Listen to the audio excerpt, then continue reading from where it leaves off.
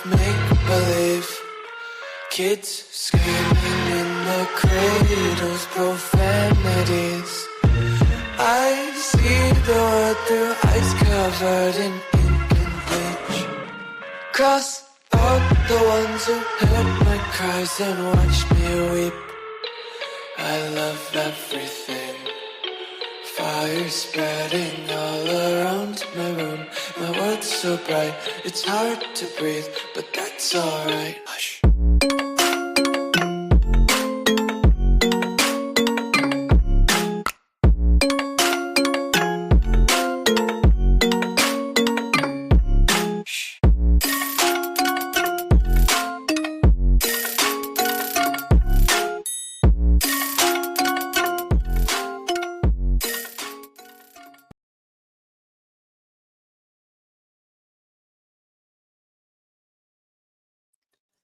Hello, everybody. I'm trying two things tonight, so sorry it's a little messy. It's a little crazy out there. Everyone's like, which live do we go to? So you can either come over to the main live where you can see all of me, or you can go on the mobile where you can just see like my hand. I don't know why the mobile's so weird like that, but it is. And my dog's out there dancing around. So if you can hear her, I'm sorry. She'll be in a minute. They're getting ready to go out for their evening potty break, but she's like ramming her head right into the door. So welcome in, everybody. It's good to see everyone. I'm on camera tonight. It's been a first for like a week, I think, almost. I'm alive. I'm here. I was like, I better go on camera. They're going to think I'm not well, but I do feel better today. If you guys have been with me the last week or so, you know, I've been feeling that well. I don't know what it is. I still feel like a little just off of my game, but we're here. We're ready to go. We're going to do it. So I keep wanting to move over because, like, if I get into to get into the middle of the mobile app, I'll have to scoot like all the way over here. How am I going to do that? I know I'm off the screen. She's off the screen. So we're just going to make it work like this. You can kind of see my sign on the mobile app and everything. That's probably why a lot of people would just keep their camera off, like sometimes when they're on the mobile app. But that's fine. You can see half my face. You know, that's something. That's something there. But welcome in. It's good to see you guys. I can't believe it's been 3 years since we have we started covering this case.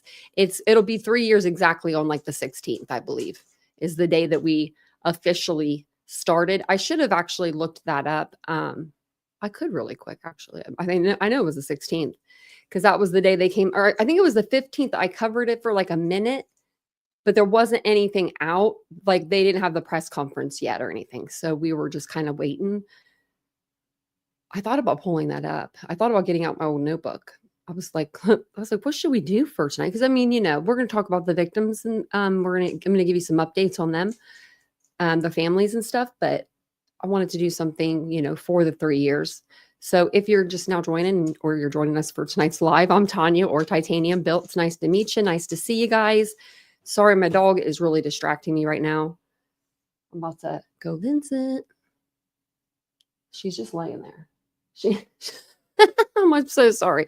She's just laying there. She's laying at the door. So welcome in, everybody. It's good to see everyone. She's messing me up tonight. She's messing me up. It's good to see everybody.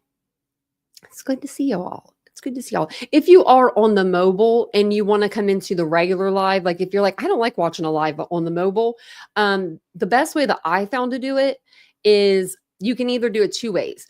I think go to the three dots and go to your save later and go into your like save later videos, or like this video, which that's, you know, yay for me, like this video and then go to your liked videos. I don't know. I find that one is a little bit easier to get to. So thank you, Deborah. I'm feeling a little better today. I'm not like 100%, but I'm here, you know, I'm like, I'm here. I'm ready to talk to y'all and I'm ready to give you guys some updates. We actually have some good updates for tonight. Judge Hippler, I mean, he put out a good document. He put out some good documents tonight, but welcome back everybody to the channel. We are going to be diving into the Idaho 4 case, which is one of the most haunting and heartbreaking true crime cases in recent history. As you guys all know, the Idaho murders happened at the University of Idaho back in 2022, November 13th. And they were 4 students that were just sleeping in their beds. Most of them were asleep. And they were unfortunately murdered in their sleep. Not all of them were sleeping, so I want to be right. So I was watching a podcast earlier and I was getting so mad at it because they were getting like little things wrong. And I was like, you sons of guns. I was like, that's not right. And then they were like, wasn't Maddie Mogan? Like this was a new podcast, like from October.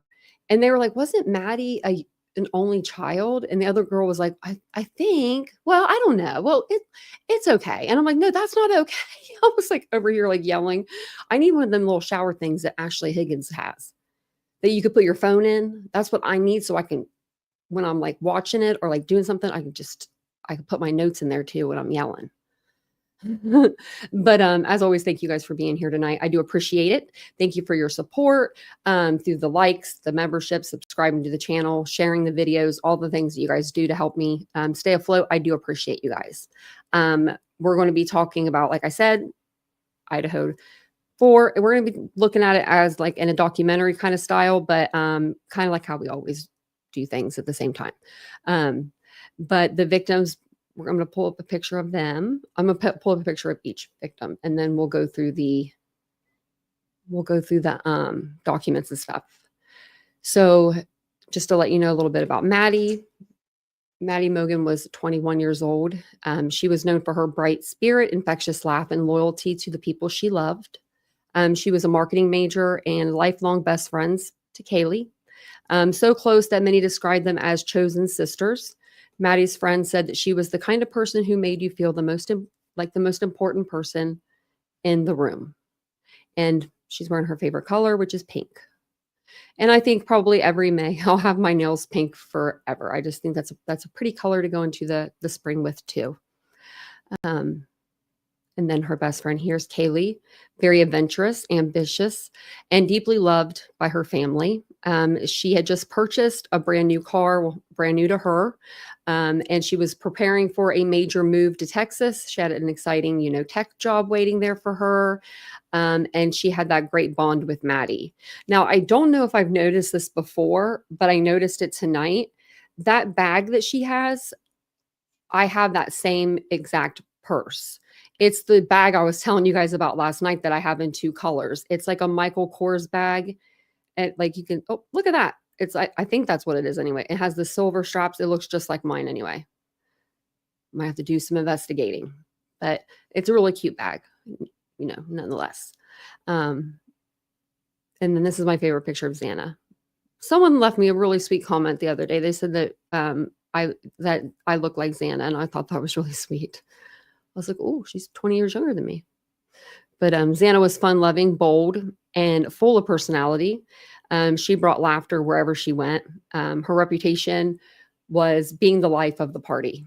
She was dating Ethan Chapin, and those who knew them said that they had a very easy connection, very loving, very warm.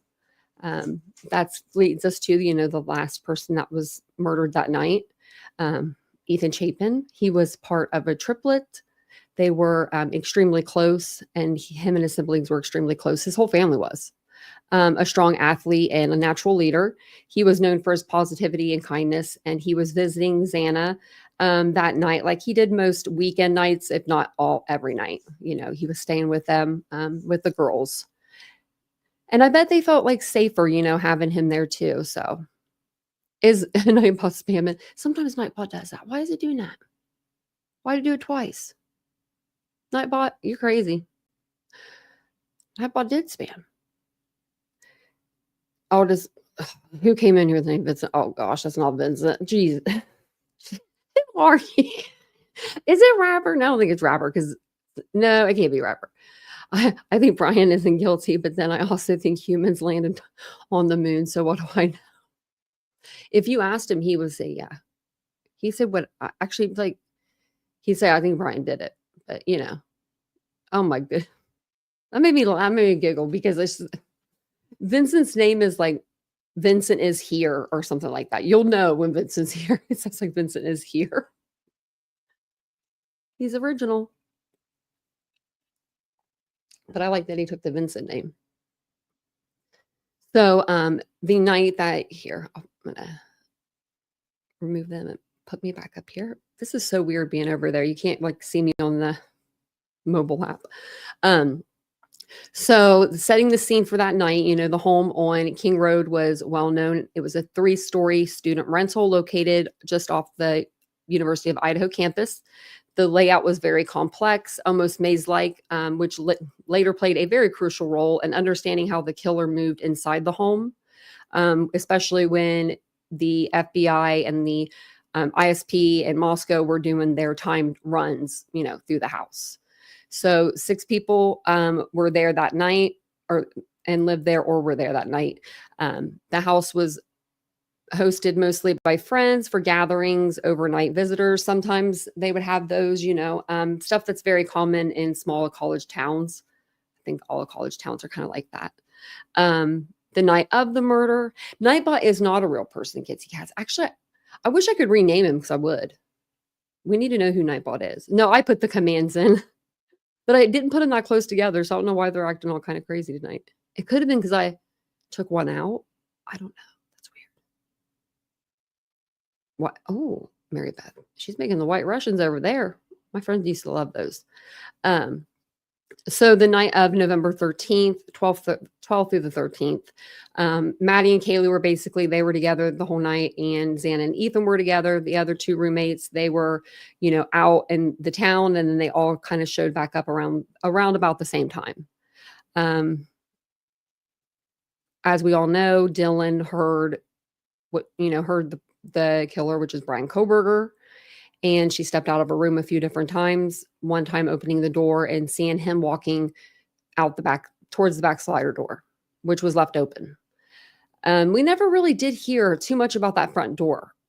Like, we didn't really hear any, like, in the paperwork. I don't remember hearing anything about that. Do you guys remember that? Because I have 2 articles up here that say that front door was open. I still have them articles. Yeah, it is. Look at this. It's like, it is spamming you guys. Hold on a second. Nightbot, what are you doing? Let me turn him off or something. He's like doing it twice. Why is he doing that? How do I turn him off? What if I just like leave the channel? I don't leave the channel. I'm going to leave the channel. Okay. And then we'll see if he stops. That was weird because when I went into tonight to do like the goal, it wouldn't even let me do a goal either. This is going to be weird. I don't want to ask you guys that. Wait, let me see if I have it. Well, I have it. I was going to see if like there was like memberships and everything were able, like I can see them. Okay. Oh, wow. Don't be sending me no $50 super chat to myself. YouTube, take 30% of that. I almost sent one to myself on accident. I just wanted to see if it would work. I mean, it does work. Like I saw the dollar thing, but that's just weird. I think StreamYard's been acting kind of funky though. It's been doing some stuff I've heard on the streets. But the investigators believe that the murders happened. They occurred between 4:00 and 4:25. We do have video of him coming through the neighborhood earlier than that, and then leaving that neighborhood at a high rate of speed. You can hear Murphy barking. You can hear some things in the background. The killer started on the 2nd floor, according to police and the affidavits and everything. The evidence is pointing that way, even though I'm still, that front door is still in my head. I'm still stuck on it. But he came in through the back door. He went up to the 3rd floor, killing Maddie and Kaylee, and then going down to the 2nd floor, encountering Xana, and then killing Xana and Ethan as he was walking out the back door. That's when he encountered Dylan. We don't know for sure if he saw her. She told Bethany that they made eye contact, but I don't think she ever said that in any of her interviews, that they made eye contact. But she does say that she could see, one of his eyebrows at least, and that they were bushy. He was athletic build, tall, thin, athletic kind of build, basketball player, I think she described. And I mean, that kind of describes Brian. I mean, she's tall. So, hey, hola. Is it going to stay like this forever now, or at least a while? Like what? You're on both channels. You could either come on either one. But yeah, so it'll just be like the mobile app is just like an extra thing to see it. I just wanted to try it. I don't know if I love it. Oh, I can see when you're on the mobile. Like Princess Elsa. Oh, it doesn't show you guys. It shows me. She's on the mobile. Look at that. I should light this candle over here. I don't know if I have a lighter. I don't have a candle lighter. They're in the other room, but I have a regular lighter. I could light this candle. I did have the first year when we did they had the vigil. I had like 4 candles. I think 3 were white and 1 was yellow. And thank you so much, Casey. Look at that. Rest in peace, MKXE. Candles are burnt in 2 months. Look at that. Next month, it'll change color. Yeah, I'm going to light this candle. I forgot it was sitting over here. I was going to put it back there and I forgot about it. I didn't forget to put it back there. I just hadn't done it yet. Hopefully my fan doesn't blow it out. You guys came. Oh, you can see it. You can't see it on the mobile app, but you can see it if you come over here to the regular. That's a pretty candle. Okay, so yeah, so if you're on the mobile, I can see you have like a little phone. Okay, we're learning over here still. Okay, we're still learning. We're sorry. Hey, caught up in crime. So, where were we at? I was telling you everything that was going on. Then Koberger leaves, the house. He's seen traveling out of the neighborhood. Thank goodness for whoever decided at 1112, the house that had the ring or the light bulb camera, whoever decided to buy that, thank goodness for you. Like, I don't know if it was a parent that was like, hey, we're just going to screw this right in outside. You're on the corner. It's the perfect spot to put a camera, right? Because you can see all the cars coming in, all the cars leaving in that area right there. And there was no other than the Linda Lane. There's no other cameras really, other than, on Indian, like on the roads behind it, but nothing in that like general area. Those light bulb cameras, I've been telling you guys this since I bought one. I think it was like $16 on sale on Amazon. Those things that's what's up. I should put together can't you do like an Amazon buying thing where you can like buy it for yourself, products that I recommend or something? I should do that. I should put that on there. I got a couple things I could recommend. But that's one of them. They're very cheap and they're very sufficient. They work really well. We bought it to do like experiments with, because we have in the winter you can see through the trees and stuff behind like where we live, and there's a parking lot like way back, and I measured on Google Earth, and we did a whole bunch of experiments. The video's still up. It probably says something about the light bulb camera on it. But yeah, I was going to tell you guys when my first Idaho video was, and I forgot, so I'll do that before we get off here. I can probably type it in. Oh gosh, that's so many videos. So many. You're welcome, Jennifer. And another camera tip you guys could use if, let's say you have an indoor camera. If you have like one of those indoor cameras that are like, the little blink ones, I've seen someone do this and I was like, that's a good idea. Somebody that lives like out front of us, they went on vacation and they put it in their window, but faced it like out the window so they could see if anybody had come up to their cars or did anything like that. I was like, that's pretty awesome. Oh, thanks, Mary Beth. Look, 29 months. Look at that. Wow. The burr back in here. It's freezing. It's been cold here. We got snow and everything. Okay. So I was going to read over this article with you guys because it was just, a look back. Let me put it on the stage. Oh, and it even goes on the stage. I wasn't sure if it was going to go on the stage where the phone is.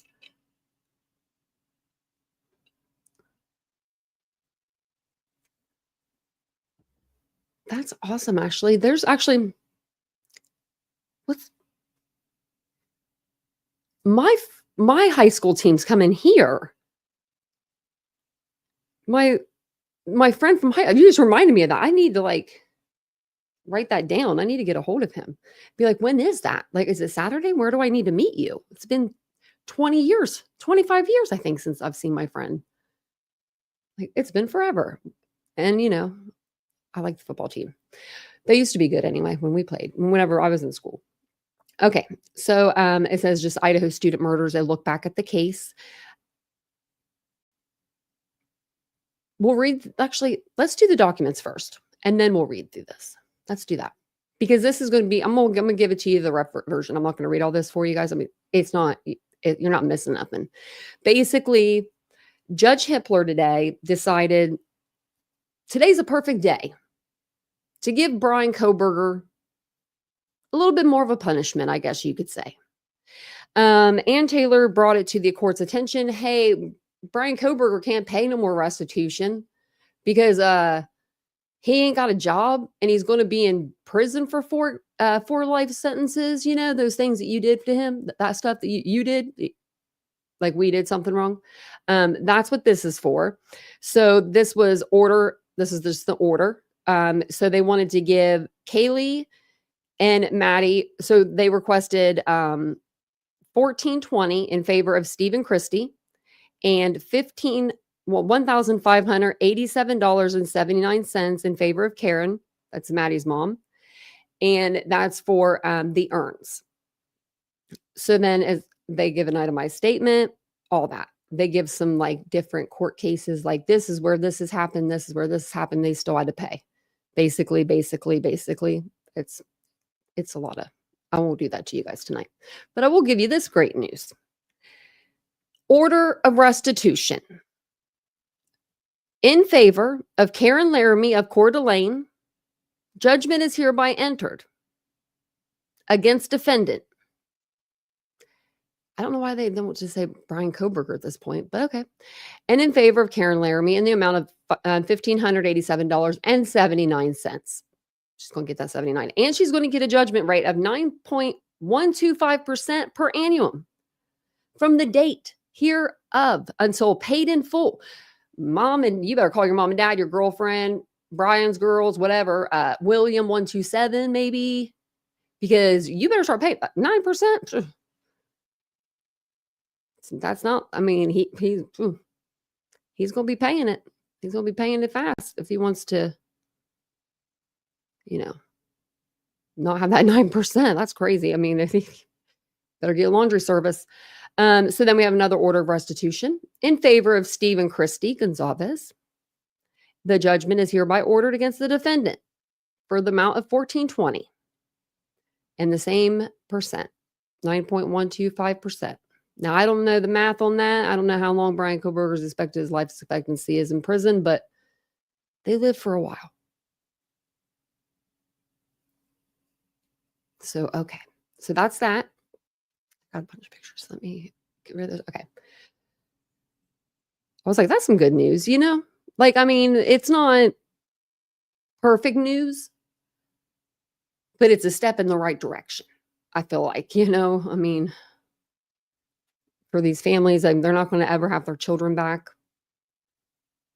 Just make them pay it. You know what I mean? Like, I would. They should have had that in there to begin with. But I guess maybe, I don't know how they didn't. I don't know. I think that maybe the prosecution and the families, there was that communication wasn't there. Like, I think that the prosecution maybe thought they had already did the whole service and they had them in their final resting spots and all that and that, all this and that, but they didn't. I don't know. I personally think for victims' families, whether it's something horrific like this, even down to a car accident, I feel like 10 years from the judgment, you should go and be able to do your victim impact statement again. And you should be able to get if you need to file some more stuff and you need help, you should be able to get it, because you don't know what you're talking about in the beginning. You don't know what you want. And then you literally 10 years down the line, you're looking and you're like, oh shit. I'm telling you, I'm going to have to figure that out. So today's Thursday.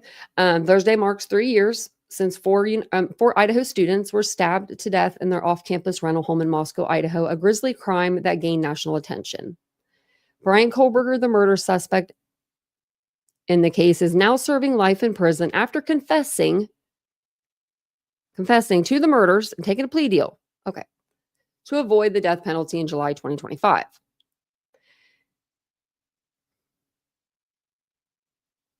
The backstory is on November 13th, 2022, University of Idaho students Ethan Chapin, Xana Kernodle, Kaylee Gonzalez, and Madison Mogan were stabbed to death on the second and third floors inside their rental home near the campus. Surviving roommates called friends to the house because they believed one of the second floor victims had passed out. And I think it was... Where four universities at these Austin Westfall. Take a look at these photos. We've got new photos from the Moscow Police Department in Idaho. Authorities releasing these haunting images showing scenes within the off-campus residence in Moscow, Idaho, where four University of Idaho students were murdered in November of 2022 by Brian Kohlberger. The photos, who were taken by the MPD, captured the scene after Kohlberger went on a killing rampage against Madison Mogan, Kaylee Gonzalez, Xana Kernodle, and Ethan Chapin. The interior of the home was captured frozen in time following the quadruple murders with a blood-stained pink blanket, a teddy bear, and scattered personal items. One eerie photo captured a large handprint on the window of the three-storied home. There's the there's the handprint right there. The police documents revealed that Gonzalez and Mogan were found together side by side. The report said that both women were... Look at how wide that door's open. Like, that's not a little bit. I wonder if Murphy maybe opened it up a little bit more when he jiggled his way in. But I mean, that's I think he just walked out like that. I think he just opened it and walked out. But it's crazy. I don't see no paw pads or anything out there. Quote, covered by a pink blanket, which was covered in blood. Blood was seen seeping from the house following the students' murders. Photos previously captured by Fox News Digital captured blood oozing down the wall of the 1122 Kings Road home. Kernodle suffered more than 50 stab wounds, many of which were defensive wounds. Gonzalez injured over 20 stab wounds. According to authorities, Mogan was likely killed first, and then Gonzalez was killed shortly after. Later, Kernodle and Chapin were killed as Kohlberger proceeded through the house. So these photos coming through from the Moscow Police Department, we wanted to make sure that we brought you these. That's sad. It just says that Fox News reported that a call to 911 was placed from one of the surviving roommates' phones at 11:58 a.m. from inside the home, reporting an unconscious person. Police said multiple people spoke to the dispatcher. I think by now everyone's heard the 911 call, and it's chaotic. Yeah. I mean, as much as you would think it would be, I might have been actually more vocal because I'm a vocal person when I'm upset. But authorities arrested suspect Brian Kohlberger, 28, in eastern Pennsylvania, weeks after the attack that brought him back to Idaho, where he faced 4 counts of first-degree murder and 1 count of burglary in their deaths. And isn't his birthday on the 21st?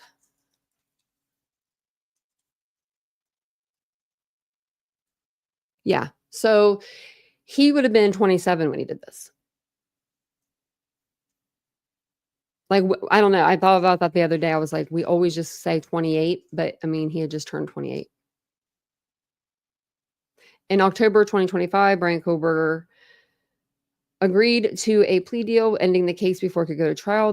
This move occurred days after prosecutors added his sister, Amanda Kohlberger, to their witness list. That's not what happened.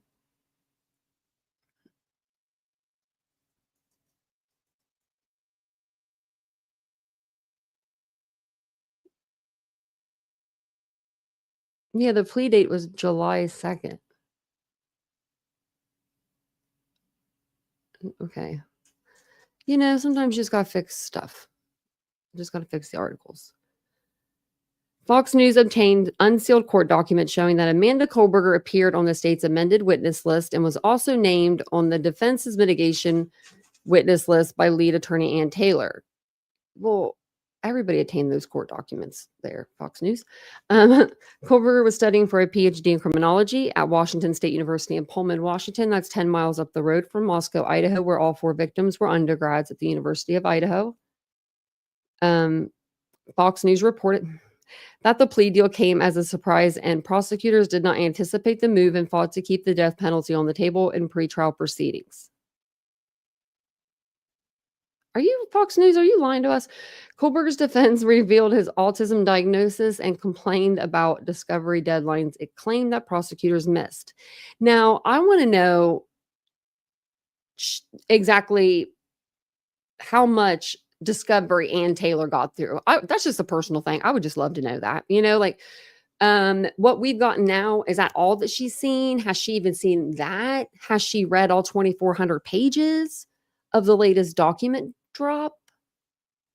Because I mean, if she hasn't, maybe, I'm just saying, maybe they need someone like all of us on their team for $200 an hour each. Because we did it. $200 an hour?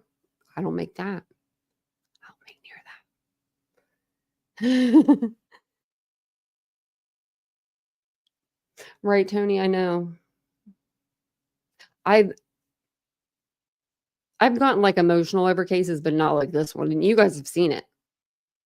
You've seen the ups. If you've been here since the beginning, first, God bless you. Second, thank you. No, you know what I mean. But you guys have seen the highs and the lows. We've done a lot of coverage on this case, and it's not.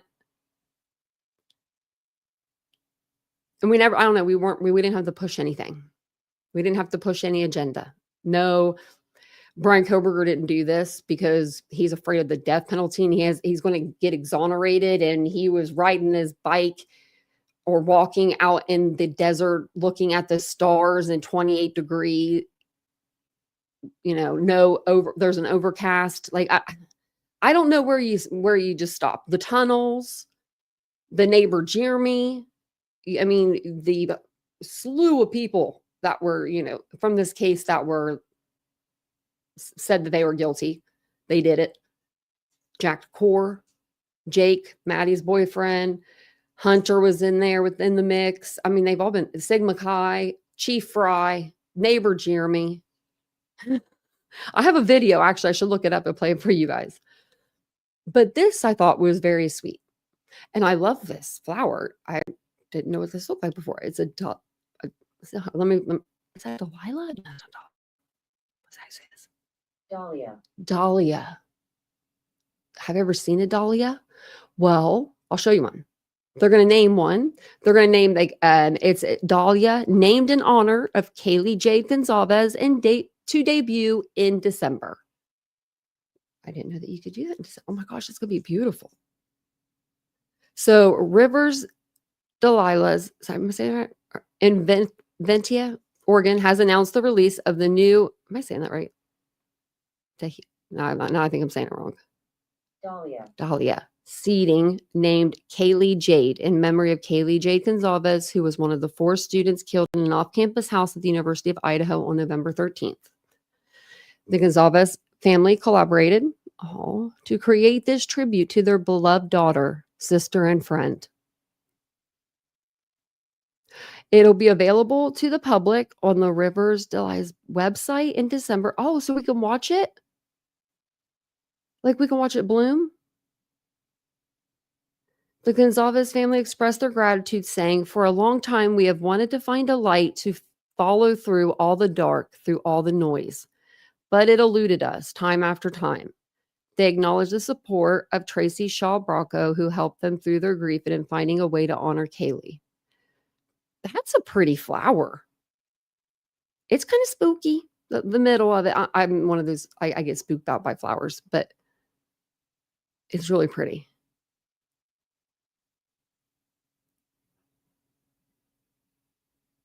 I think I like the name too. I think, yeah, it's pretty. It's really, and like it's the right color. I don't know. When I picture her color, I think of purplish pink for some reason. I don't know why, but I do. And I think it's kind of like a combination of that. Very, very pretty. And so Steve came out and he talked today. I believe it was today. Was it today? It was today. Let's see. So it just says father of University of Idaho murder victim explains how his family gets through November. There was a video. I'm going to play the video and then I'm going to read the article because I think the article has a little bit more than the video does. But thank you guys for being here. If you guys don't mind, will you take a second and hit the like button for me? It really helps me out. And if you're watching this on the mobile app and you can't really see me, that's because this is weird and it's making me go all the way over to this side of the room to be seen. It's been almost 4 months since the murder trial of Brian Koberger came to an end with a plea deal, a deal that put Koberger in prison for life with no chance of appeals or parole. Steve Gonzalez, the father of Kaylee, one of the 4 students murdered in their off-campus house in Moscow, has been very vocal during the investigation and the trial. I spoke with Steve to see how he and his family are doing during this difficult month of November, the same month the murders happened. Steve, how are you doing? How are you and your family doing? We've been moving on to a lot of different projects, just trying to stay positive and keep what momentum that we have. You know, we're not dealing with the courts anymore, so you know, we just moved on to the organization. Chrissy started an organization in Kaylee's name. An organization, Steve says, helps other families if they ever find themselves in a dark place, helping them with things they might not know, things they themselves learned during this very difficult time surrounding their daughter's death. November is an extremely tough time for the family as the murders took place just weeks before Thanksgiving. Steve says Kaylee loved Thanksgiving. Thanksgiving was one of Kaylee's favorites. She loved to have the over-the-top options of ridiculous amount of food, and everyone was forced to sit down and go through that whole thing while football was playing in the background and the girls were like playing board games and stuff like that. So we'll still do it in honor of her and knowing that that's what she would want us to do. I can relate to that because my mom during Thanksgiving, she would have she had like a little 12-inch TV or something, maybe like 16-inch. It was the smallest little kitchen TV in the world, right? Remember them little kitchen TVs? And we had a big screen in the living room and all 12 of us would like congregate to the kitchen and we'd be watching on that little 12-inch TV. And she's like, what are you guys doing in here? Like, get out of the kitchen. I'm cooking, I'm cooking. So that's what that reminded me of. Mostly stayed out of the spotlight since his last day in court. The story is still the focus of public attention, including the announcement of a Lifetime movie about the Idaho murders. Gonzalez is not happy about it, but says he's at least grateful some members of the film crew have kept them informed as to what the movie would look like.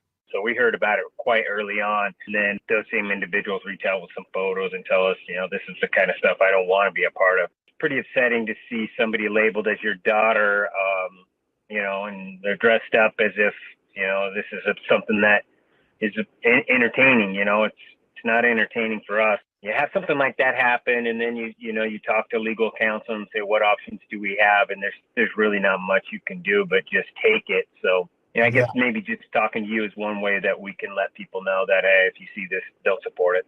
Steve told me he wanted to thank everyone in the Treasure Valley for supporting him and his family. It means a lot. It's very sweet.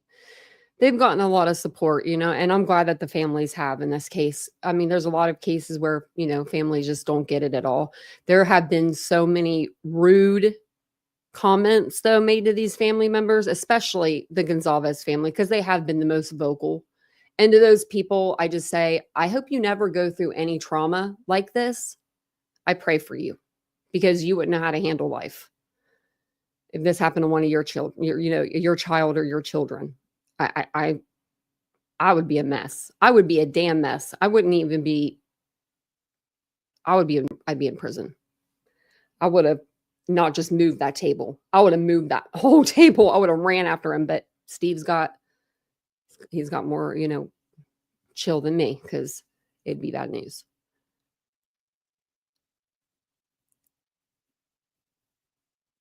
I'm just reading the chat. Sorry. Yeah, after Thanksgiving. See, we usually do after Thanksgiving, but I think I'll put it up like before because we got a lot of stuff. By the time I get it all out, it's going to be time to put it back away. I think I'm gonna start getting rid of some stuff, which everything's pretty nice. Like, I just want to keep like real nice stuff. I think everything we have is pretty nice, but it's just too much. We have enough. We have enough. Where did I wanted to read his right here. So it says Don Nelson. This is going to be the guy that was doing the interview. I guess this is the same because it's talking about the courts and stuff. So basically, he just said that they're moving on. They have new projects now, which I think that's really nice that, Christy's starting a nonprofit, or I think that's what she said, or an organization, in Kaylee's name. I know that they had an organization. It was in like Kaylee and Xana and Maddie's name, I thought. So maybe this is like an extra one, or maybe this is the same one. But I think that will give her something to do, to where if she wants to talk to other, families that have went through this, I mean, they're a good family to, kind of reach out to. If you if you needed to get a lawyer, they would know like, hey, this is what we did. We got a lawyer, they put in those documents. Remember, if they ever need to like come back and sue, like a civil suit or something like that. I can't remember what the documents were called, but they did all that stuff, right? Like they were very outspoken, but I think at least one of the families needed to be, I think that if all the families were very quiet and not vocal, it still would have gotten a lot of attention. Don't get me wrong. It would have. But I think having those interviews with the families and seeing that raw emotion really is what like kept it like in the spotlight more, because they were real people. We saw them as real people, especially like when I go to my Facebook page, it goes straight to the Gonzalez's like Facebook page. It doesn't even go to my own. I'm like, because I go to theirs more than I go to my own.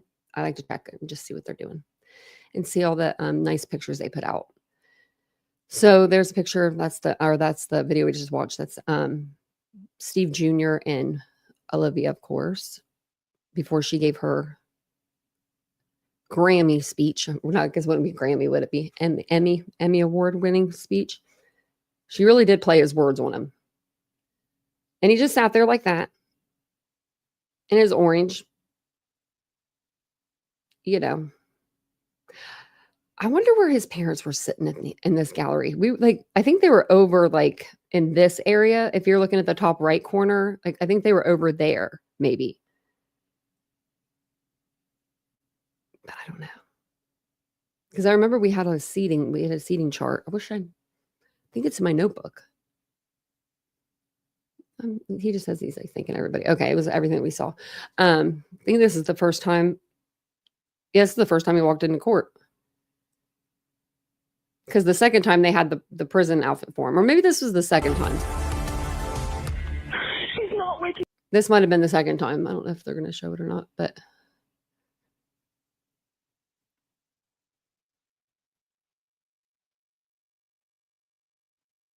We could see what this is about. Let's see what they say. She's not waking up. We do not have a suspect time, and that individual is still out there. A case that rocked the country. 4 students stabbed to death in their home in the middle of the night. The college community in North Idaho waiting weeks for answers before police finally announced an arrest. Detectives arrested 28-year-old Brian Christopher Kohlberger. Then just this month, after years of court appearances, an admission of guilt and a death penalty trial called off. Are you pleading guilty because you are guilty? Yes. If you hadn't attacked them in their sleep, in the middle of the night, like a pedophile, Kaylee would have kicked your ass. This unfathomable and senseless act of evil has caused immeasurable pain and loss. I'm executive reporter Karen Lair looking back at the emotional courtroom moments and the evidence in the case against Brian Kohlberger. This is an Idaho News 6 special. The case against Brian Kohlberger. November 13th, 2022. It was a typical fall weekend in Moscow, Idaho, until it wasn't. 911 location of your emergency. Something is happening. Something's happening in our house. We don't know what. What is the address of the emergency? 1122. Around noon on that Sunday, a call to 911 from surviving roommates and some close friends who gathered along King Road would spark a cross-country quadruple homicide investigation, putting the rural Idaho county that hadn't seen a single murder in 7 years in the national spotlight. The four were stabbed with a knife, but no weapon has been located at this time. There's quite a bit of blood in the apartment, and, it's a pretty traumatic scene.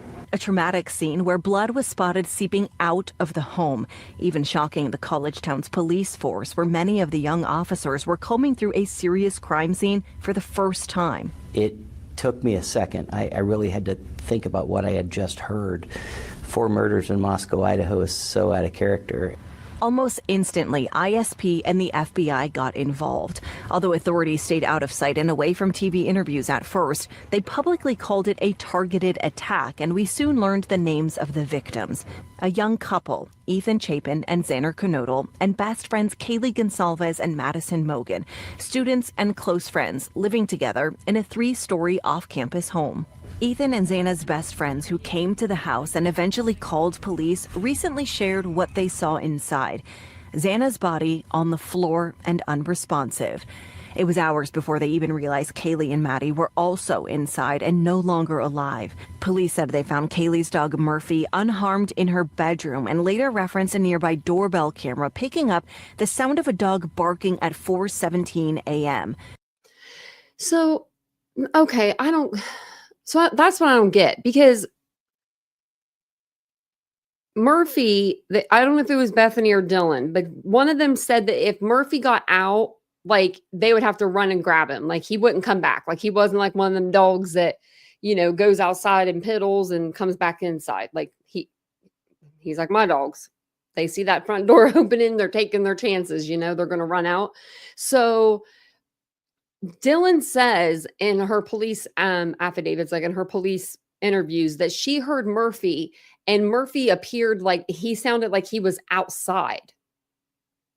So maybe he did follow Kohberger out the door barking and then walked back in after he felt like he was gone, like, away from the home. I mean, maybe Murphy did do that. And so maybe he was a little bit of a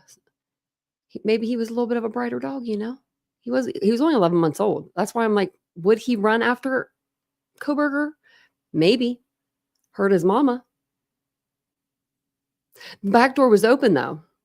The back slider, it was left open.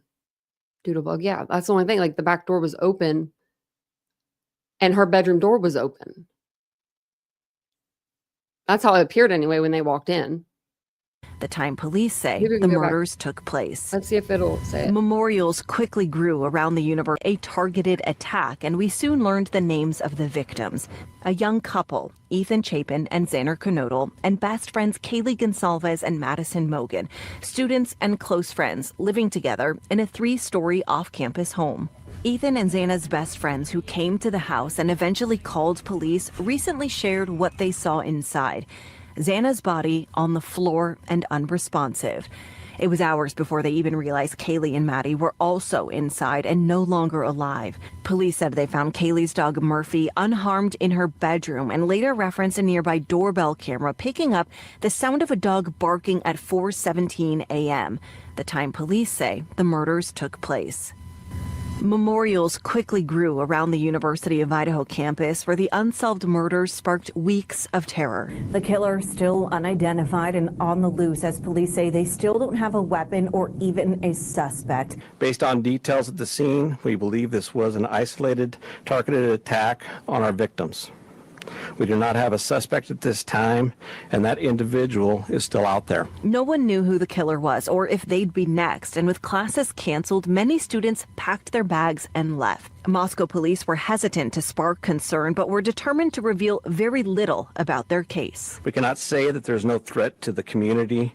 There is a threat out there still, possibly. We don't know. We don't believe it's going to be to anybody else. But we all have to be aware of our surroundings and make sure that we're watching out for each other. I think the confusion, at least for me, and I think all of us, has only heightened in the last couple of days. Just days after the murders, the community in Boise mourned alongside those in Moscow, hosting candlelight vigils to honor the victims. You know, we all come together when we need each other, and tonight we all need each other. All 4 victims spent their last day alive together, seen here in this game day picture you've seen many times before. Kaylee posted it that Saturday, November 12th, calling herself one lucky girl to be surrounded by these people every day. While searching for clues early on in the case, investigators released detailed whereabouts for each of the roommates, outlining where they were throughout that Saturday night, hoping it might lead them to their suspect. Ethan and Xana spent the night with friends at the Sigma Chi fraternity house and returned to the King Road home around 1:45 a.m. Best friends Kaylee and Maddie went to a Moscow bar called the Corner Club and were seen later on a food truck's internet live stream while they waited for late night food around 1:30 in the morning, smiling and laughing before getting a ride back to King Road by 2 a.m. Internet sleuths were all over the case. Many, in a Facebook group that grew to more than 220,000 people, were convinced a man in that footage wearing a hoodie must have been the killer. Police actually took steps to publicly clear him and others without naming anyone else as a suspect. By early December, they started circulating surveillance footage focused on this car caught on camera around the time of the murders. And we're looking for a 2011 to a 2013 Hyundai Elantra. Within 6 weeks, authorities received nearly 20,000 tips, remaining tight-lipped about crucial details in the investigation, even responding to public backlash about their handling of the case. So I know there's been some questions about the leadership in this investigation. We have a lot of resources that we're utilizing. While still asking for the public's help, behind closed doors, prosecutors were piecing together critical evidence in the case that eventually led them to their suspect, and a name we heard for the first time on December 30th, 2022. Detectives arrested 28-year-old Brian Christopher Kohlberger in Albrightsville, Pennsylvania. Man, I remember that day. I'm about to look at that live just for the reaction. When we come back, police announce a suspect and an arrest more than 2,500 miles from the murders.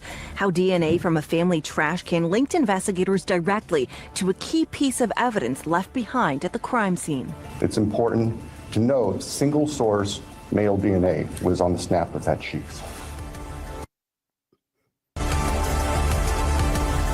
After spending nearly 7 weeks on edge, the community of Moscow, Idaho breathed a collective sigh of relief when police announced they caught their murderer on the other side of the country on December 30th, 2022. Detectives arrested 28-year-old Brian Christopher Kohlberger in Albrightsville, Pennsylvania. Now, this is the first major update in the case since the students were murdered in mid-November. Police in Moscow holding a press conference this afternoon. That's when we started to learn more about the man charged and the case against him. When the probable cause affidavit was unsealed days later, we learned police used cell phone data and genetic genealogical DNA to narrow in on Brian Kohlberger in the middle of the night at his parents' house in the Poconos. Force was used. The warrants were issued for evening search warrants, which in Pennsylvania requires additional probable cause in order to serve them at the hours of darkness. Police in Pennsylvania said Kohlberger was awake when they stormed in. He was in the kitchen wearing latex gloves, putting his personal trash in Ziploc bags. We now know the final piece of evidence that secured those search warrants came from the family's trash can left out on the curb with a direct link to the crime scene. Prosecutors say DNA from a Q-tip in that trash bag came from the father of whoever's DNA was found on the button snap of the K-bar knife sheath found at the crime scene underneath Madison Mogen's body. Those Q-tips. Man. After his arrest, Brian Kohlberger's DNA was deemed a perfect match. It's something his lawyers would spend years working to keep out of evidence presented at trial. This identification was done in complete secret behind closed doors, and it's been continued to be a secret. And that should raise red flags for Your Honor about privacy interests that are at stake. Although police have never found the knife itself, investigators say they have proof Kohberger ordered the knife and sheath on Amazon in March 2022 and even browsed online for a replacement after the sheath was left behind at the crime scene. Browsing history they say he took efforts to delete. When it comes to Kohberger's connection to the King Road house, prosecutors point to cell phone data. They say their suspect's phone pinged the area around the crime scene 23 times in the 4 months leading up to that deadly night in November. Every encounter in the middle of the night between 10 p.m. and 4 in the morning. An alarming detail for the father of victim Kaylee Gonsalves. I think that's what the affidavit shows, is somebody who was stalking a house. As for Kohberger's whereabouts around 4 a.m. on November 13th, 2022, prosecutors say it was his white Hyundai Elantra seen on surveillance circling the home several times between 3:30 and 4 a.m. before speeding out of sight around 4:20 after the murders. When asked for an alibi, his defense team previously said Kohberger was out for a drive alone, something they say he did often in the middle of the night. Prosecutors, however, say his cell phone told a different story, pointing to data from surrounding cell towers and surveillance footage. His phone and car showed movement leaving his Pullman apartment around 2:45 a.m. before it was turned off for 2 full hours. When it came back online roughly 30 minutes after the murders, investigators say Kohberger was heading south on Highway 95 in Idaho in a long roundabout trek back to Washington State, where his car was seen pulling back onto campus at 5:27 a.m. A rural and remote route that took more than an hour instead of the 12-minute straight shot from Moscow to Pullman through both college campuses and their slew of surveillance cameras. So in my humblest opinions, when he was going out there those 23 times, he had to have been going back that same route, that long route on the way back, because you're not going to memorize that 1 or 2 times to doing it. You're going to have to do that route a couple times, a few times, to, you know what I mean, to memorize it and not have your phone to use your GPS or anything like that, a TomTom or whatever they used to be called, Garmin. That's probably why he turned it back on, but he turned it back on when he was on campus. That makes no sense.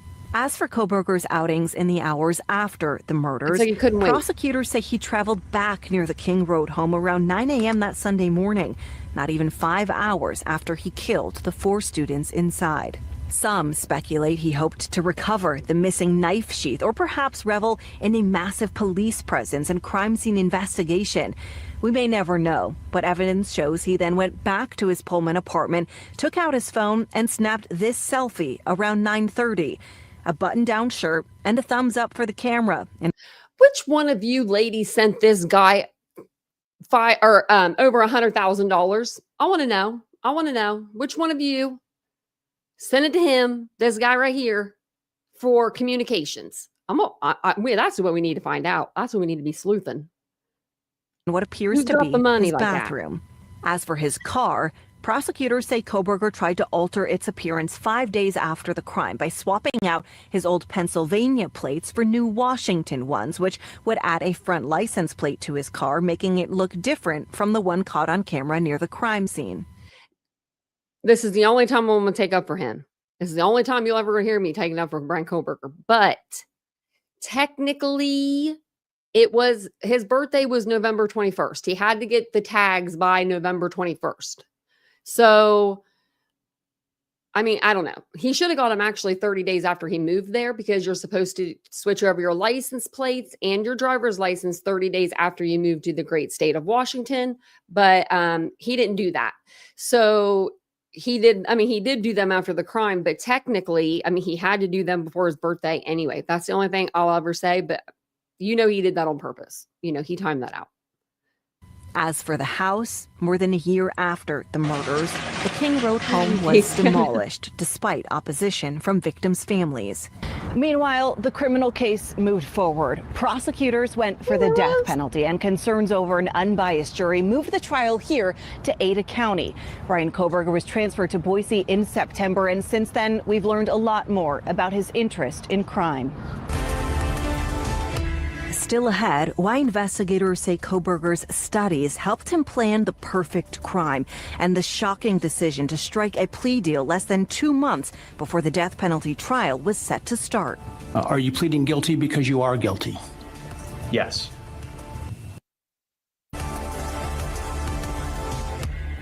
And once we learned of Bryan Kohberger's arrest, we quickly started researching who this man was and what his connection was to Moscow. And although many questions still remain, we quickly learned he was a student at nearby Washington State University studying criminology. A survey Bryan Kohberger posted to Reddit roughly 6 months before the murders requested criminals to participate in a research survey, asking them how they chose their victims, how they felt while committing the crime, and how they got away. When he first arrived in Washington for school, we also learned he interviewed for an internship with Pullman Police. WSU Police Chief Gary Jenkins, who was with Pullman PD at the time, interviewed Kohberger for the position. Kohberger just, he was not particularly personable. He didn't have a very fluid or conversational manner in talking. He was just a little bit awkward and maybe sociably would not, would be somewhat awkward in social situations. A little awkward. He followed people out to their car when they were trying to leave. He would stand in the doorway so people couldn't get out of their offices. He would hover over their shoulder as they're typing on their keyboard.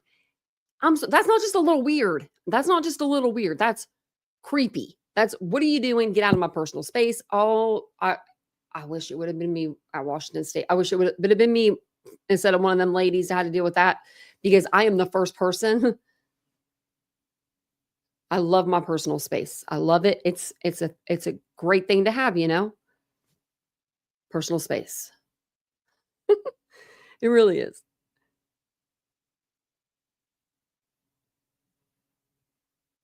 Oh, I thought they said 6. Oh,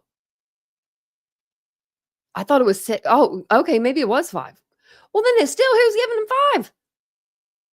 Who's giving him money? Did they say his family? Oh, I didn't know it was his family. I just know it was someone put money on his books. I thought they said 6. That's why I was like freaking out.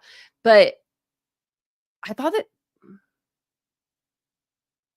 but yeah, that's a lot of money. I'm like thinking communications are, pennies, nickels, dimes. Well, I don't know. I where we read it, I forget how much they said it was for him to like how much it would cost. But that's crazy. You're no Luigi Mangione there, buddy. Luigi's been in there a quarter of the time that you have, and he's got like $500,000 or $500,000 or something in his bank. So, okay. He has like 30,000, you guys are thinking. No, 30? You know what? Oh my, $30,000 is life-changing. Life-changing. Your girl would be up at Ohio State tomorrow, knock them all out, put all the fresh teeth in. I had to go to the dentist today. But yeah. Wade Wilson got over 100,000. Oh my good golly. You know what it is? I'm going to break it down. I know what it is. These men are great with their words because that's all they got. They ain't got 2 dimes to rub together. They ain't got a house. They ain't got a car. They ain't got a job. They're in prison. So they can talk all that sweet nothings to you and write you those beautiful letters that are just like back, and they take you back to when you were in like high school or something. I don't know. And they're just like, babe, you're the best, babe. They always call you babe or baby. That's what you will always be called. Can you just put a little bit of money on my books, babe? And there they come. Bryan Kohberger's going to have them too, just like Wade Wilson had them. Just save your money, ladies. If you're out there hearing this, go. I don't know. If that was me, I would save my money and I would just like buy myself something nice. But they're very manipulative. Yes, they're very good with their words. I didn't do this. I was framed. All the things. All the things. Can you send me money so we can talk? And then you think you're sending him money because you're going to talk to him on the phone. And then he's like, oh, but I was hungry. So I spent it on ramen and tasty cakes. And then he's got a stash like Austin Drummond, Could be. Kohberger was pursuing a PhD in criminology at Washington State University. Prior assignments published in public court documents outline his research in collecting evidence from crime scenes and how to prevent contamination. The 12-page paper. It's scary. Sorry, that is scary. Just to think that there are people that are that vulnerable out there. Like that they'll send them money.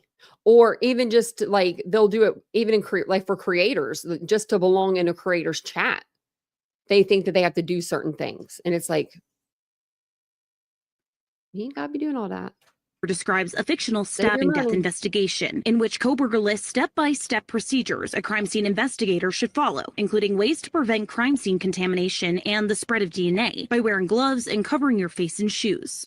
Prosecutors say Koberger used this knowledge to plan the perfect crime, wearing gloves and that mask seen by a surviving roommate, and why by the time they got to his car in Pennsylvania 7 weeks later, it was aggressively cleaned to remove any evidence tracked inside. In Pennsylvania, the defendant's car was seized, and it was actually pretty much disassembled internally.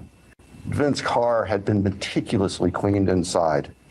And the state would present to the jury that was part of the defendant's plan in covering up this.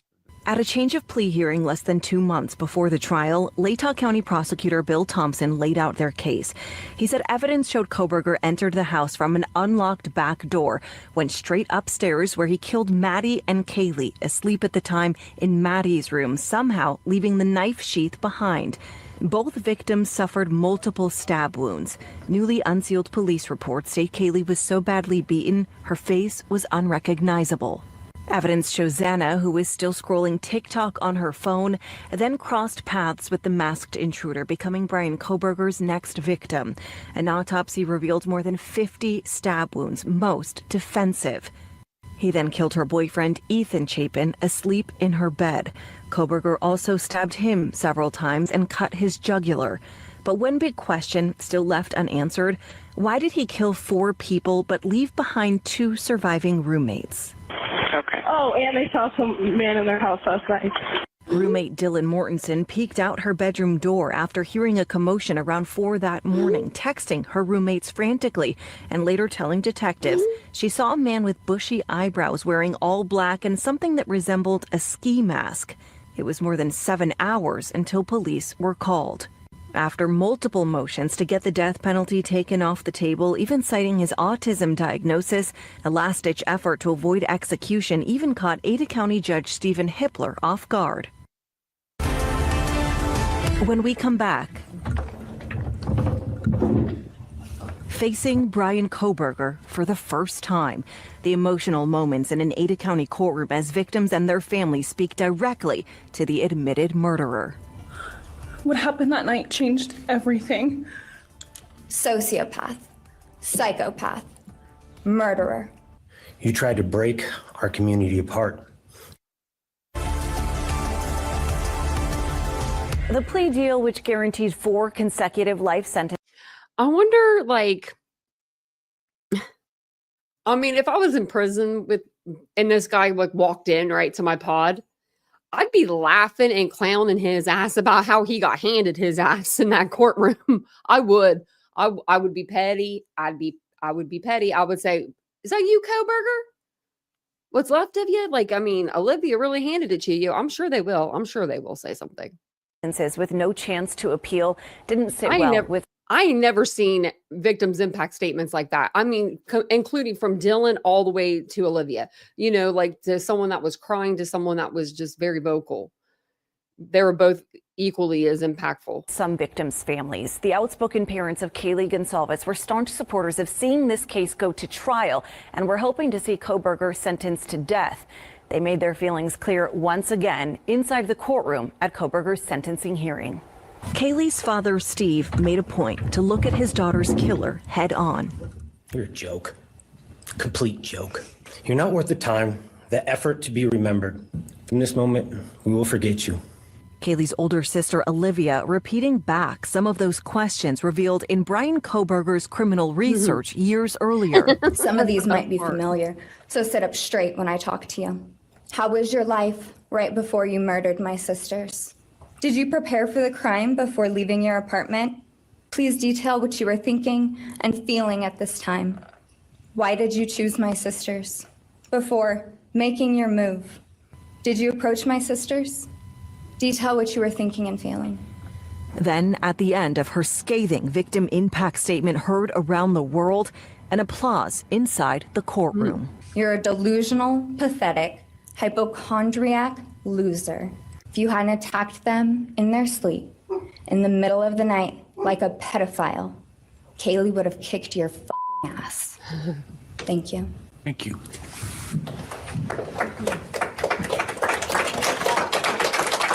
Meanwhile, family members of Xana Kernodle had split reactions. I'm shaking because I want to reach out to you, but I hope you feel my energy, okay? Go to hell. Brian, I'm here today to tell you I have forgiven you. One of the most emotional moments of the day in court came from Dylan Mortensen.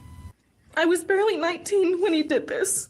She's the surviving roommate who saw the masked intruder the night of the crimes and didn't realize until the next day he murdered her best friends. He took the version of me who didn't constantly ask, what if it happens again? What if next time I don't survive? And after all that, the confessed killer still sat silent. All right, Mr. Koberger, you have an opportunity to make a statement if you wish to. I take it you are declining. I respectfully decline. That was like the most we got out of that son of a, I'm not gonna say it, but you know, that's the most that we got out of him. Respectfully decline. Did he even say respectfully? I don't even know. There was never a Your Honor ever spoken though. We come back remembering the victims as more than just the Idaho 4 killed in the Moscow murders. It's about justice for Xana, Ethan, Kaylee, and Maddie. It's about honoring the beautiful people they were and still are in God's eyes. For beautiful, genuine, compassionate people were taken from this world for no reason. 4 University of Idaho students whose dreams were cut short. The victims, all friends and part of the University of Idaho's Greek system. No sentence or punishment will ever come close to the justice Xana, Ethan, Kaylee, and Maddie deserve. Madison Mogan. Friends call her Maddie. The 21-year-old senior was a marketing major with a bright future ahead of her.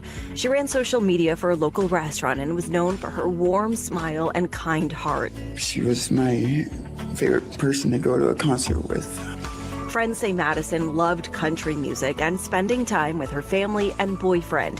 Her father described her as the best person you could ever meet. Kaylee Gonsalves, Madison's best friend since 6th grade. They were two pieces of a whole, the perfect yin and yang. The 21-year-old senior had just accepted a job in Austin, Texas, and was planning a post-graduation trip to Europe. She was a general studies major with plans to pursue a career in law. Kaylee's family remembers her adventurous spirit and how she loved spending time with her dog, Murphy. Her sister said Kaylee was the one who glued us all together. Xana Kernodle was a 20-year-old junior studying marketing. Friends describe her as a positive, funny person and someone who could lift spirits in any room she entered. Xana's story doesn't end with what was taken from her. It lives through the love she gave, the people she touched, and the legacy our family will protect. Xana worked at a Greek restaurant near campus and was known for her strong work ethic. Her father said she was tough as nails and fought for her life until the very end. She had recently celebrated her birthday with her boyfriend, Ethan Chapin. Ethan was a 20-year-old freshman studying recreation, sport, and tourism management. He was a triplet, with his brother and sister also attending the University of Idaho. Friends remember Ethan for his infectious smile and love of sports, especially basketball. His mother described him as our comedian who always made everyone laugh. The Chapin family has since created Ethan's Smile, a foundation dedicated to helping students participate in sports and recreation. I miss him every single day. And I always will. These 4 young people were more than victims of a terrible crime. They were sons and daughters, friends and classmates, each with dreams and plans for the future. Their lives continue to be celebrated by those who knew and loved them. The University of Idaho has established memorial scholarships in each of their names. Their legacies live on through the memories shared by family, friends, and a community that will never forget them.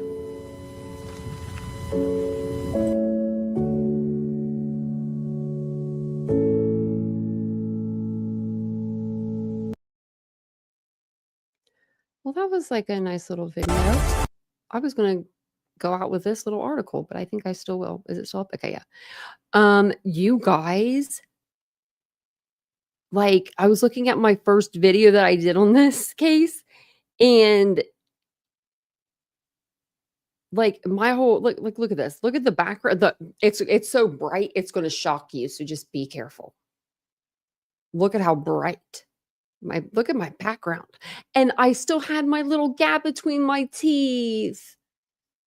You like, if you guys haven't been with me that long, you wouldn't even notice that it was filled in and stuff. I don't even think I mentioned it. But if I play this video, you'll be able to see it. Like, I think it's on mute, but like you can see it. Like, I don't know. I had this little gap between my teeth. And now it's not there. And look at my eyebrow. My eyebrows were up. And this is a blast from the past. I bet you if I float through this, Ashley, your name will pop up. Or like there's Teddy Mack. Like some of them it's like, or like Isabel will be in there. But I know I've seen you in there plenty. Oh, look at that. We already had pictures of the house. Don't mess with me. We was doing good back there with our 200 views. Oh, I showed the blood. I'll put that on there. But look at my face. Oh. And then we watched a little bit of the food truck video, it looks like. Wow. Suspect or not, he's creepy. See, we weren't saying anything like he did it. Even back then. I know. Well, isn't that just like, it's just different. It's a different room and everything. Same chair. I still have that blue chair. That blue chair, I love it. But with my dog laying on it, her hairs have like gotten in, like woven. So I need to shampoo it really good. I got a chomp, but it's just not chomping like it used to. But yeah, our first Idaho. I have done. Now I will say, I don't know if this is a flex or not though. I think there was like 500 and some Idaho videos or something like that. And I can believe that. I can believe that. So yeah, I mean, they're everywhere. What did I say about Bullhorn Betty? I said what I said.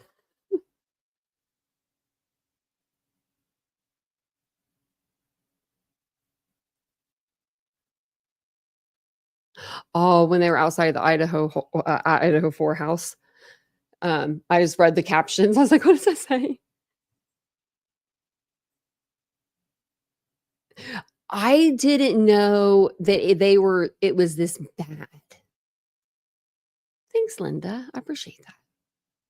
Yeah. Vincent asked me, he said, why don't you ever review Betty anymore? And I said, well, Vincent, because I didn't want my channel to be drama. Even though it was my second channel, you know? I said, plus Betty gets boring after like 2 seconds. I can't watch her unless I'm watching her with y'all. And then I have to commentate because I have to commentate. But I think I will do some reactionary videos. There's some like TikTok ones. I don't watch TikTok a lot, but I like watch creators that watch TikTok. And like some of the stories I've heard coming out of TikTok, I'm just like, oh my goodness. Those would be like some interesting ones to cover. Just like kind of like what? Like those kind of videos. Also, there's a QR code now up at the top of your screen. I forgot to tell you guys this in the beginning. I set it up to where if you take a picture of the QR code, it'll go to my store. So it'll go to my boutique shop. We sell candles, soaps, bath salts, bath bombs, bath salts. We don't sell bath salts. Jewelry, clothing, accessories, home, some home decor. I'm trying to think, but yeah. And I am going to put some more stuff on my Patreon. I saw that we had a couple more members. Thank you guys so much for going over there and subscribing onto the Patreon. That is like awesome. Like I was thinking about that earlier because there was a creator and I was watching something and they're like, oh, if you want more info, like go to Patreon. And on my iPad in my bedroom, I don't have the Patreon app on there, I don't think. But I was just like, oh, I don't want to do that. And then I was like, oh my gosh, you better go over there. I was like, because I like for people to come to my Patreon. So I am going to try to be in there more often and stuff too. So, well, I hope you get it, Mary Beth, just because I hope you get it. So Linda, my candles are 100 hours, 100 hours of burn time. Bath and Body Works candles are only going to give you that 45 to 65 hour window. You got to come to me next time. And they're cheaper. My candles are cheaper and they smell better. I'm just saying. Except for if you are doing Christmas candles, the winter scent, winter is the best. Hands down. It's the one I have back there that is like, it's done. This candle is so done. Here, let me take this off the screen. I'll show you. Like this whole thing's like supposed to be a candle back there. It's just like a puddle of wax. But I love the winter candle, and I had 2 extra ones left over from last year, so I put them in here. But my dad liked that scent. He didn't actually like it. He hated it. I love the scent, but my dad stayed with me for like 2 weeks, and he said that every time that he would go to work, he would smell me. He's like, I could smell your house, and it reminds me of you. And then, he's like, it just makes me happy. Like, how was this little girl? Who's still left on the Turtle Island? There's like, I saw Grizzly still on there, which Grizzly does not want your belt. But there was somebody I thought that would want it, because I thought it was on like last night. I was like trying to see who the list was. So. Oh, and I do have some candles that are Christmas smells too. I should still have some Christmas ones. But any of the smells are good. I mean, they all smell fantastic. I haven't burnt any of them because I'm trying to save them all for people that want them, because I think I have like 20 left of each and had a bunch. But you guys did so good at helping me out. Like with my candles. Like I said, I have what else do I have? I gotta think. Your girl cannot think straight today. Oh, Mary Beth, that's what I wanted to tell you. Okay, I'm gonna email you. If I forget to email you, go over to Facebook and join my Poppy and Ari. Everybody can, but I just know Mary Beth's size, and I know that you are small, and I have a lot of stuff on there that's I consider consignment, because I would buy it from the boutique store that I worked at, and I would wear it once, maybe if I wore it once, because I would just buy so much. So now I'm selling all of that in consignment. So it's a lot cheaper. And they're such cute outfits. They're such cute, like little frilly tops and like sweaters that are like fun and like, oh, to be skinny again. I'm not big by any means, but I'm not an extra small or a small. And that's what those are. So, but let me, so if you, Jet Set, if you go over to this QR code, you can scan it, or I'll put in the link to the website. Since Nightbot's not helping me out anymore, because Nightbot was going crazy earlier. There we go. Wait, did I spell that right? I didn't spell that right. Don't go to that link. I didn't put the and in there. Oh my gosh, who owns the store? I don't even know. Just kidding. It's me. That's okay. I'm not either, but it asked me, and it's given us these options to do these things now. And I'm like, okay. So I noticed everybody else was doing the dual streaming. So I wanted to see what it was like, because I know that when you do streaming on your phone, you can get like different subscribers, because there's a lot of people that are just flipping through that live tab. So they may not even know that they want to come and hang out with us until they see us on that live tab. And they're like, oh, we like those people. So I thought it'd be fun to do both, but I don't know if I like it. I keep looking over here at the second window. And then I don't know if the amount is what's in both groups or one group. I don't know. Oh, have a good night, Ashley. Love you too. You're a 4-6. Girl, Mary Beth. Go you. I know you've been trying. That's still come on over. I think I was like I was a 0 to a 5. I think I have 0 to 5s, but I can't wear a 5 now. I'm like a 8 to a 10, which I never thought I would be. I don't even look like I am. I just like the extra room. I like the baggy clothes. Oh yeah, I don't see this channel in the other live. Yeah. Okay. That's awesome, Mary Beth. I know you've been wanting to, so good for you. I know it's hard. When I was in high school, I was like that. My mom bought me the whey protein crap. Oh, it was not chocolate milk. That was not chocolate milk. But I would drink it and I would try everything. And then my senior year, they switched my birth control to the shot one time. And I was like, what happened? Oh, so yeah, we're on like 2 different ones. I know I need to make some like hoodies. I want to get like the hoodies where they're like embroidered though, not like stamped on. You know what I mean? Like where it's like I've got the visions. Wow. 18 to 29 or 6 to 8. That's a lot of weight to drop, Ash. Wow. Oh, man. I think the most weight I've dropped was like 50 pounds. That was after I was in the wheelchair. So, you know what I mean? Like, that'll put the weight on you. But I hope you guys all have a really good night. And I hope the families are, resting a little easier tonight. I mean, it's a hard night for them. But with the news of Brian having to pay the restitution, maybe that's just like a little bit of like, where it's not like another burn, like, because Judge Hippler could have came out today of all days and he could have said, nope, denied. And, but he didn't. So I'm glad that, I'm glad. 112. Wow. But no, not counting or nothing. 112, that's a whole person.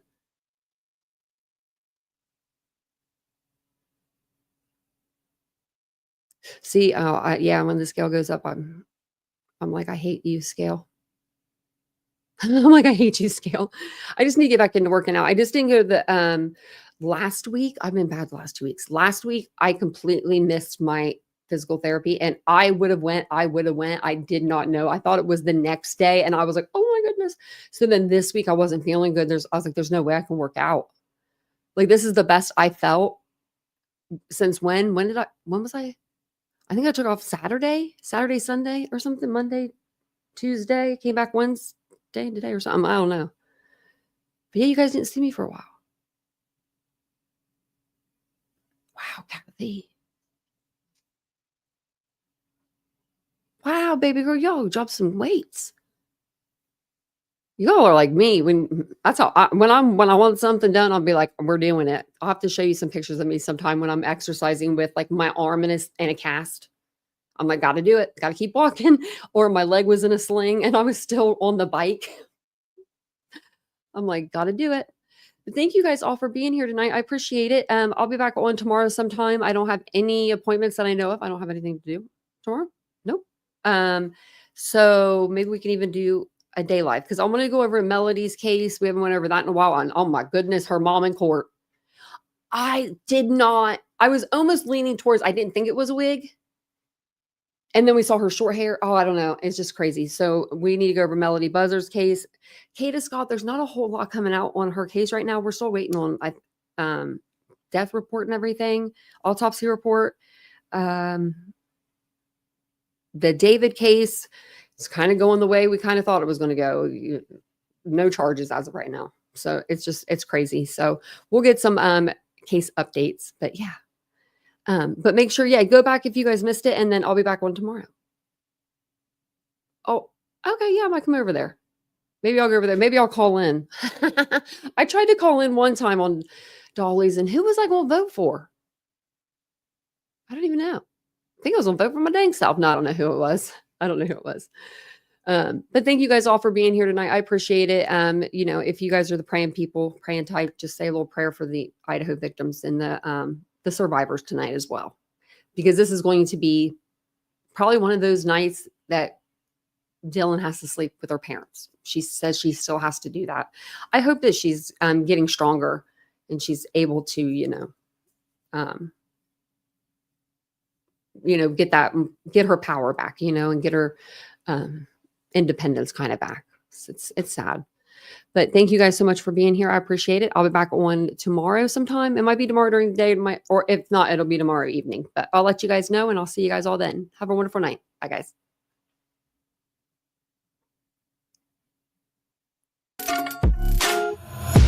Take my eyes open to force reality. Why can't you just let me eat my weight in glee? I inside my own world of make-believe. Kids screaming in their cradles, profane.